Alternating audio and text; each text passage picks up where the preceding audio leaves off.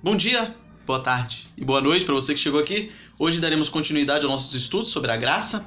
Hoje falaremos a respeito das nossas precipitações e como a graça de Deus triunfa sobre isso. Então nós falaremos a respeito do que é essas precipitações, do que são, ou melhor dizendo, essas precipitações.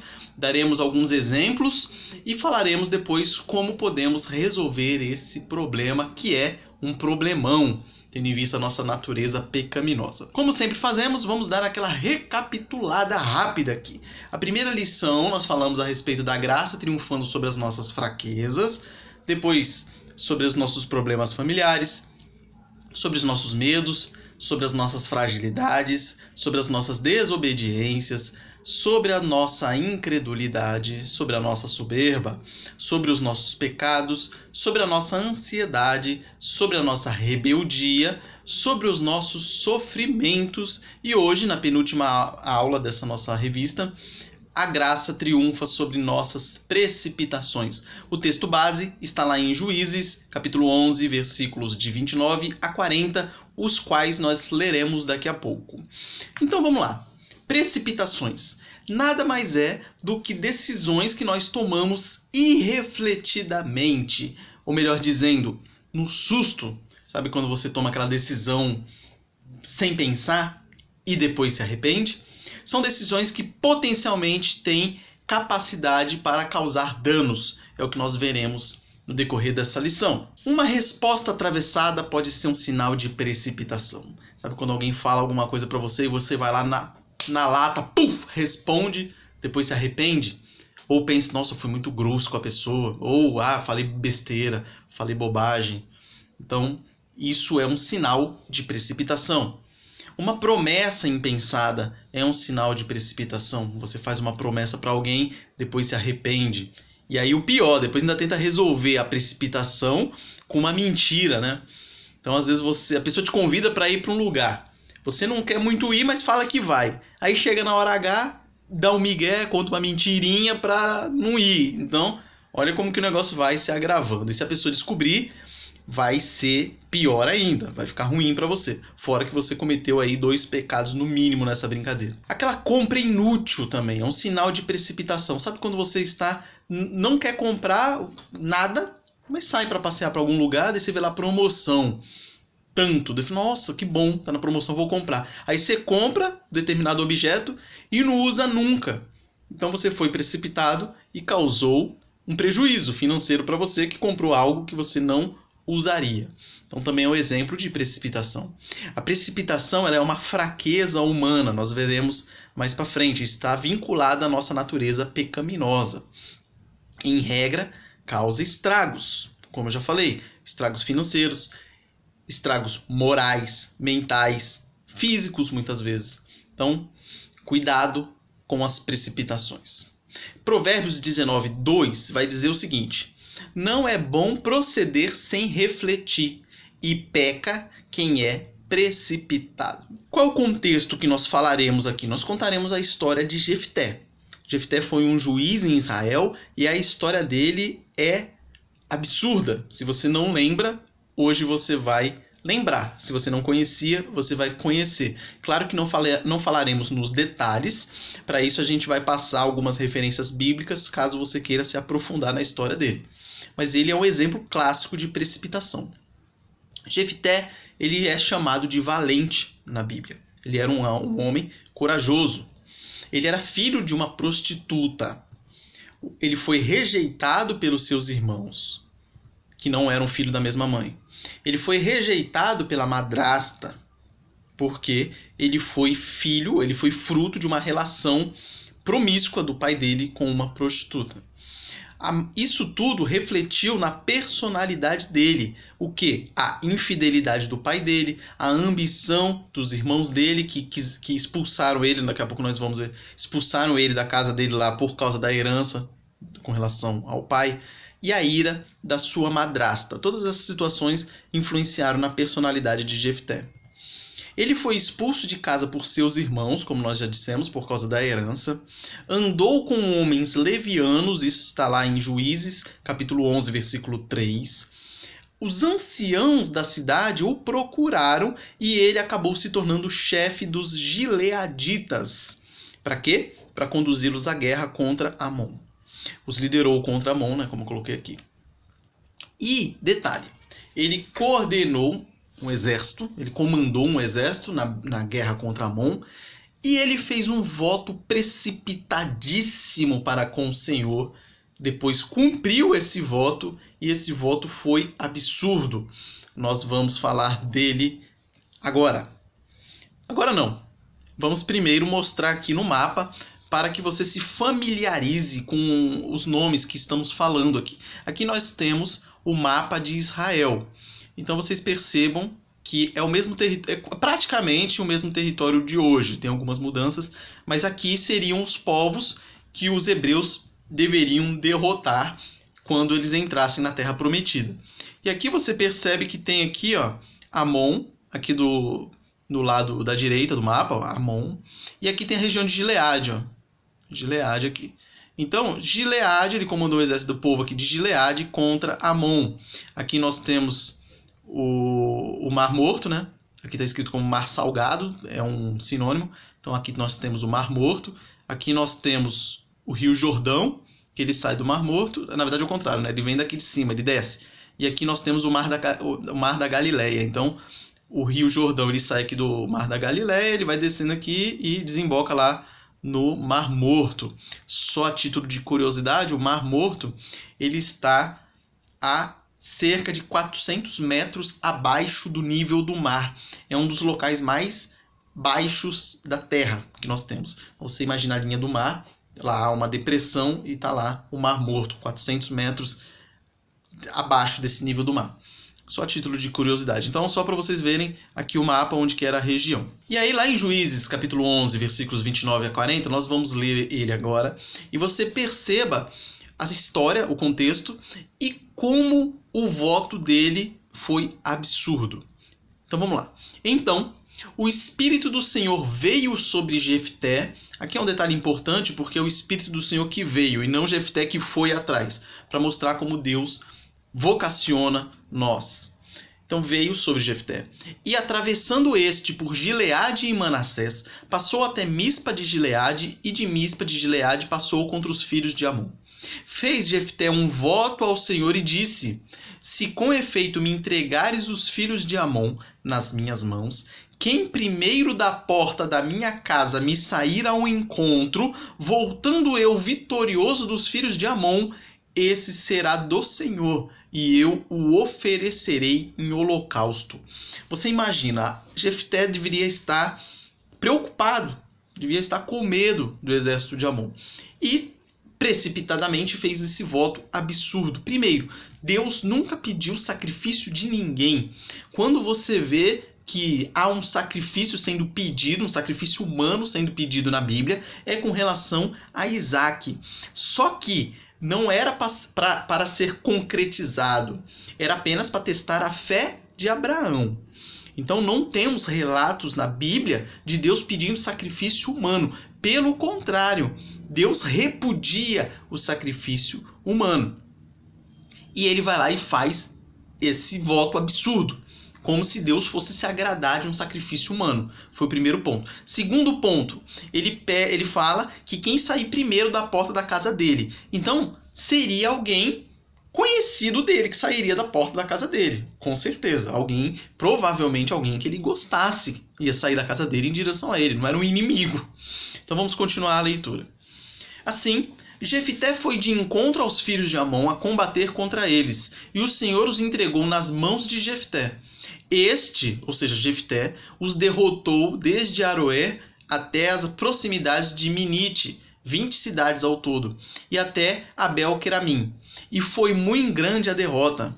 Assim, foram subjugados os filhos de Amon diante dos filhos de Israel. Então, Jefté venceu a batalha. Vindo, pois, Jefté a Mispa, a sua casa, saiu-lhe a filha ao seu encontro, com adufes e com danças, e era ela filha única. Não tinha ele outro filho nem filha. Quando a viu, rasgou as suas vestes e disse: ah, filha minha, Tu me prostras por completo. Tu passaste a ser a causa da minha calamidade, porquanto fiz voto ao Senhor e não tornarei atrás. Então percebam que ele fez um voto precipitado e ridículo e ainda põe a culpa na filha dele, como se a filha dele fosse a causa da desgraça dele. E ela lhe disse, a filha respondeu: Pai meu, fizeste voto ao Senhor, faze, pois, de mim segundo o teu voto, pois o Senhor te vingou dos teus inimigos, os filhos de Amon. Disse mais a seu pai: Concede-me isto, deixa-me por 2 meses para que eu vá e desça pelos montes e chore a minha virgindade, eu e as minhas companheiras. Consentiu ele, vai. E deixou-a ir por 2 meses. Então se foi ela com as suas companheiras e chorou a sua virgindade pelos montes. Ao fim dos 2 meses, tornou ela para seu pai, o qual lhe fez segundo o voto, ou seja, ele sacrificou a filha por ele proferido. Assim, ela jamais foi possuída por varão. Daqui veio o costume em Israel de as filhas de Israel saírem por 4 dias, de ano em ano, a cantar em memória da filha de Jefté, o Gileadita. Juízes capítulo 11, versículos 29 a 40. Então, Jefté, ele se precipitou. Ele não pensou nas consequências da precipitação dele e teve, essas precipitações, consequências graves. E muitas vezes nós somos precipitados e acontece isso com nós. Somos precipitados, não pensamos nas consequências e as consequências são graves. Talvez não chegamos ao ponto do Jefté de sacrificar alguém, mas o contexto, a aplicação é a mesma. Então, o que nós podemos aprender com isso? Aqui nós temos que dividir em 2 pontos da história. Primeiro, vamos avaliar como a graça triunfou sobre o histórico de Jefté, a marginalidade de Jefté, e depois como a graça triunfou sobre o voto precipitado dele. Primeiro, a graça triunfou sobre a marginalidade de Jefté. Primeiro ponto, Jefté foi um marginalizado. Então, a graça triunfou sobre a marginalidade dele pelo seguinte contexto. Ele foi amigo de homens levianos, como a gente já falou lá no início, Juízes 11:3. De uma situação de marginalidade, de exclusão, de humilhação, ele se tornou chefe dos gileaditas. Ele recebeu uma vocação que não é humana, mas divina, como nós vimos no início do versículo. Deus chamou ele. O Senhor o redimiu de um passado lastimável. Tirou ele daquela situação de humilhação e o exaltou sendo o comandante do exército de Gileade. Ainda venceu a batalha. Importantíssima. Então, a graça do Senhor triunfou sobre todas as fraquezas de Jefté e o tornou um dos principais juízes de Israel, com destaque junto aos heróis da fé. Então o nome dele foi lembrado junto com os heróis da fé, que você pode encontrar lá em Hebreus, capítulo 11, versículo 32. Vamos lá ver o que diz. E que mais direi? Certamente me faltará o tempo necessário para referir o que há a respeito de Gideão, de Baraque, de Sansão, de Jefté, de Davi, de Samuel e dos profetas, os quais por meio da fé subjugaram reinos, praticaram a justiça, obtiveram promessas, fecharam a boca de leões. Então você percebe que Jefté, embora ele tivesse uma vida toda marginalizada de exclusão, ele acabou sendo colocado ao lado de Davi, de Samuel, de Sansão, de Gideão, Baraque. Então percebam como a graça de Deus triunfou sobre essa marginalidade dele. E a graça, no segundo ponto, triunfou sobre as escolhas erradas de Jefté. Laço é para o homem o dizer precipitadamente, é santo, e só refletir depois de fazer o voto. Isso está lá em Provérbios 20, 25. Então, é um laço ser precipitado. Deus não nos requer votos, mas exige que os cumpramos. Isso está lá em Eclesiastes, capítulo 5, versículo de 2 a 5. Então, na cabeça de Jefté, ele fez um voto, por mais absurdo que fosse, ele teria que cumprir esse voto. Então, ele acabou cumprindo a palavra dele. Voto tolo, impensado e inconsequente que fez sua família ficar sem descendência. Olha o resultado que teve o voto impensado e absurdo que Jefté teve. Mas a graça de Deus tornou grande o nome dele, como já dissemos, foi lembrado junto aos heróis da fé. Samuel lembrou de seus feitos, está lá no livro de 1 Samuel, capítulo 12, versículo 11. A despeito de nossas escolhas precipitadas e nossos atos desastrosos, Deus, por sua graça triunfante, pode nos transformar em novas criaturas. Ele toma pessoas imperfeitas e as faz novas, a fim de revelar sua graça e sua glória. Então percebam como a vida de Jefté foi tomada pela graça de Deus.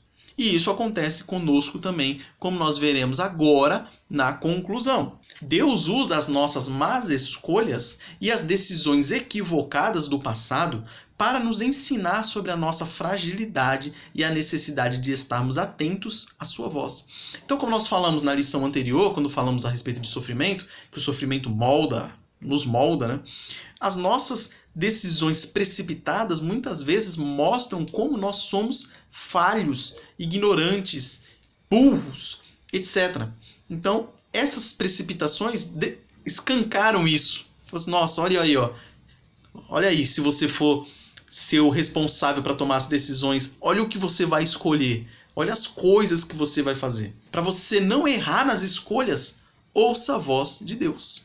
E se você já errou, fique tranquilo, porque Deus, ele pode te consolar, ele pode derramar a sua graça sobre a sua vida. Nós não devemos confiar em nós mesmos, nunca, jamais. Por isso que nós temos a Bíblia Sagrada como a nossa regra de fé e prática. Por quê? Porque nós temos que seguir o que Deus quer que nós sigamos. É o único jeito de não tomar decisão precipitada, é tomar decisões baseadas nas Sagradas Escrituras. É o conselho divino diretamente para você. Agora, se você não lê a sua Bíblia, você não vai saber qual é o conselho. E aí, as decisões precipitadas que você tomar provavelmente será contrária à Bíblia e vai te trazer sofrimento, mal, desgosto, arrependimento e tudo mais. Paul Washer, um teólogo, pastor americano, norte-americano, ele diz o seguinte: Hitler era o que cada um neste salão tem o potencial de ser. Por que eu coloquei essa declaração do Paul Washer aqui? Pelo simples fato de, quando nós observamos a história de Jefté, a gente pensa assim, nossa, eu jamais faria o que ele fez. Como é que eu vou prometer um sacrifício humano? E o pior, ainda da minha filha, única filha, jamais eu faria isso e tudo mais. Só que nós temos que entender que nós somos pecadores, somos cruéis, somos piores do que a gente muitas vezes imagina que somos. Se não fosse a graça de Deus, nós faríamos coisas iguais a Jefté ou piores. Por isso que essa observação dele aqui é bem interessante. Hitler, que fez o que fez, muitas vezes a gente fala assim que não, eu jamais faria isso. Mas potencial para fazer você tem. Eu tenho, qualquer um tem. Se não for a graça de Deus, a gente pode fazer coisas inimagináveis. Qual a aplicação prática dessa lição para nós?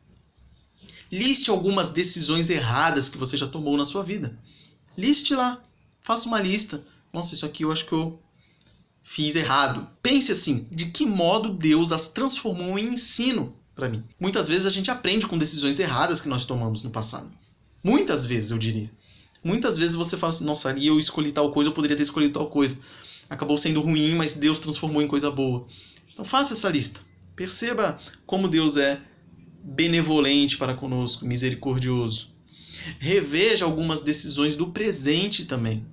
Perceba se você está prestes a tomar alguma decisão impensada, alguma decisão antibíblica, alguma decisão que pode causar sofrimento, ou para você ou para outras pessoas. Então faça essa relação. E tenha em mente que a graça do Senhor triunfa sobre todas as nossas decisões. Essa é a maravilha, essa maravilha do Evangelho. Você pode ter certeza que a graça do Senhor triunfa sobre as nossas fraquezas, sobre as nossas precipitações, sobre as nossas decisões erradas, sobre os nossos sofrimentos, sobre o sofrimento que causamos aos outros, etc. Para isso, se arrependa dos seus pecados e busque o Senhor. Creia no Senhor Jesus Cristo. Busque o seu caminho, busque andar conforme a vontade dele. E agora nós encerramos por aqui a lição. Se ficou alguma dúvida, mande aí nos comentários do vídeo se ficou alguma questão incompleta, algum exemplo faltando, alguma coisa assim. Sugestões de melhoria, pode mandar aí que a gente vai fazer o possível para adequar e melhorar, ok? Então, um forte abraço, que Deus abençoe a sua vida e que nos vejamos o quanto antes, logo em breve. Até mais!